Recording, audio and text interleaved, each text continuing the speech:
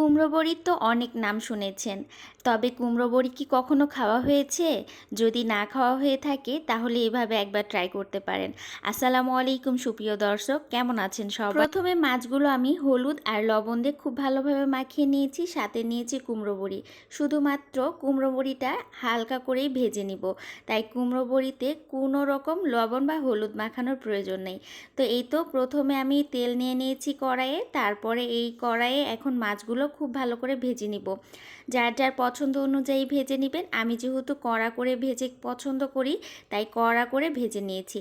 আর মাছগুলো যখন ভাজা হয়ে গেছে, এই পর্যায়ে দিয়ে নিয়েছি কুমড়ো বড়িগুলো। কুমড়ো বড়িগুলো খুব বেশি তেলে ভাজতে যাবেন না, এতে করে কুমড়ো বড়ির তেলটা শুষে নিবে। তাই চেষ্টা করবেন খুব অল্প পরিমাণ তেল রেখে এই কুমড়ো বড়িটা ভেজে নেওয়ার, না হলে অতিরিক্ত তেলে গ্যাস্ট্রিকের সমস্যা হতে পারে। তো এই তো দেখতেই পাচ্ছেন আমি খুব অল্প তেলে কুমড়ো বড়িগুলো লাল লাল করে ভেজে নিয়েছি। অনেকে হয়তো না ভেজেই খান, তবে ভেজে খেলে অনেক বেশি মজা লাগে। এ পর্যায়ে যখন কুমড়ো বড়ি ভাজা হয়ে গেছে, সাথে মাছটাও কিন্তু ভাজা হয়ে গেছে, দিয়ে দিলাম পেঁয়াজ, রসুন আর জিরা বাটা। আমি 3টা উপকরণ একসাথে বেটে রেখেছিলাম। এই পর্যায়ে তেলটা গরম করে এই 3টা উপকরণ তেলের মধ্যে দিয়ে নিলাম। এরপরে 2-3 সেকেন্ড আমি ভেজে নিয়েছি। দিয়ে দিলাম পরিমাণ মতো হলুদ, পরিমাণ মতো মরিচের গুঁড়া, আর দিয়ে দিব পরিমাণ মতো লবণ। তারপরে দিয়ে দিলাম ফালি করে কয়েকটা কাঁচামরিচ। এখানে কাঁচামরিচটা ব্যবহার করলে খেতে অনেক ভালো লাগবে।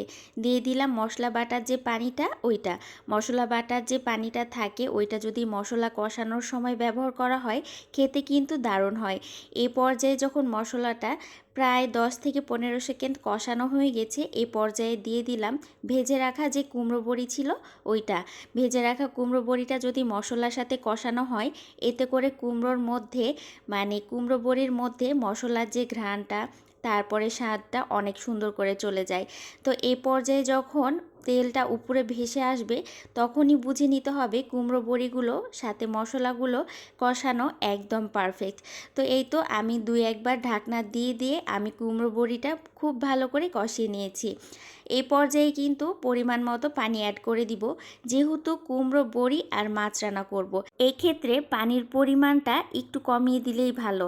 আর আরও একটা কথা, যারা নতুন কুমড়ো বড়ি রান্না করবেন তাদের ক্ষেত্রে একটা টিপস দেই। কুমড়ো বড়ি কিন্তু পরবর্তীতে তার ঝোলটা একটু চুষে নেয়, তাই যখন ঝোলটা একটু কমে আসবে, আপনারা যতটুকু ঝোল খাবেন তার একটু বেশি রেখে কুমড়ো বড়ির যে তরকারিটা ওইটা নামিয়ে নেওয়ার চেষ্টা করবেন। এই তো এখন কিন্তু কুমড়ো বড়িটা যখন বলক চলে এসেছে, আমি কয়েকটা টমেটো দিয়ে দিয়েছি। তারপরে আবার দিয়ে দিলাম মাছ। ভেজে রাখা যে মাছটা ছিল, ওই মাছগুলো এখন আমি ঝোলের মধ্যে ছেড়ে দিয়েছি। তো দেখতেই পাচ্ছেন এই ঝোলটা কিছুটা যখন কম হয়ে আসবে, তখনই আমি চুলার জালটা অফ করে দিব।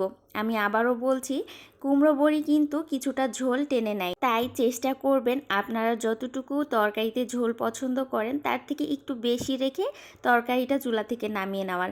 এ পর্যায়ে আমার যখন মনে হয়েছে যে এই ঝোলটা আমার জন্য পারফেক্ট, তখন আমি দিয়ে দিলাম ওপর থেকে ধনিয়া পাতা। আজকের রেসিপিটা আমি আর বাটিতে সার্ভ করলাম না, এ পর্যন্তই দেখিয়ে দিলাম। তো ভালো থাকবেন সবাই, আল্লাহ হাফেজ সবাই।